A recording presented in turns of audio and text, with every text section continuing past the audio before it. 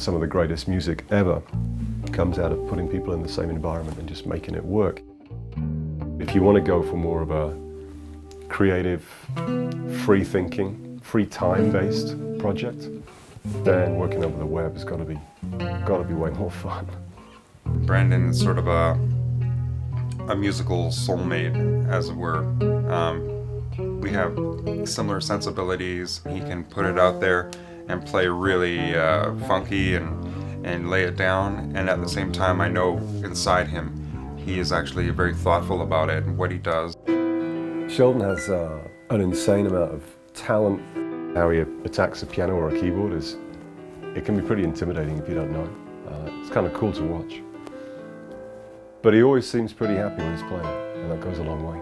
If you're an awkward person and sort of a geek that it's, kind of hidden away in a little dark room all your life, it doesn't make it easier for you to collaborate. Try collaborating in real time with people, because it's that interpersonal skills live that help you deal with the distance when you have to collaborate virtually. I think you do have to meet. I think you have to sit down at a place or a time and you meet the person face to face. You want to have that respect. You want to have that knowing the person. It's too much like a blind date. Hiring a great studio with a great engineer and 15 great musicians is fantastic, but it doesn't guarantee anything other than you're going to spend money and time. Working on your own initially, you have a good idea of where this should go.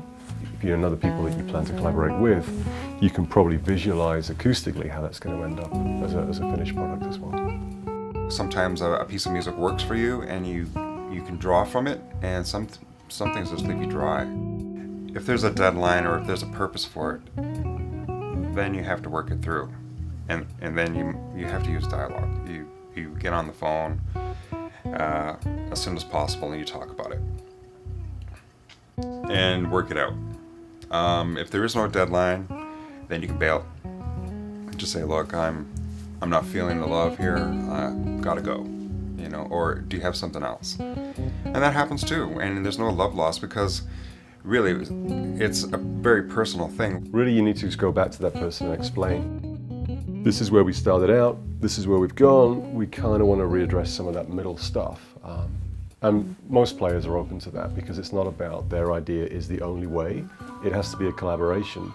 The beauty is that you can redo, because we're not in a real world environment. All the more established musicians in Los Angeles and New York do have recording facilities in their homes where they can actually compile tracks for artists, and they never have to leave their house.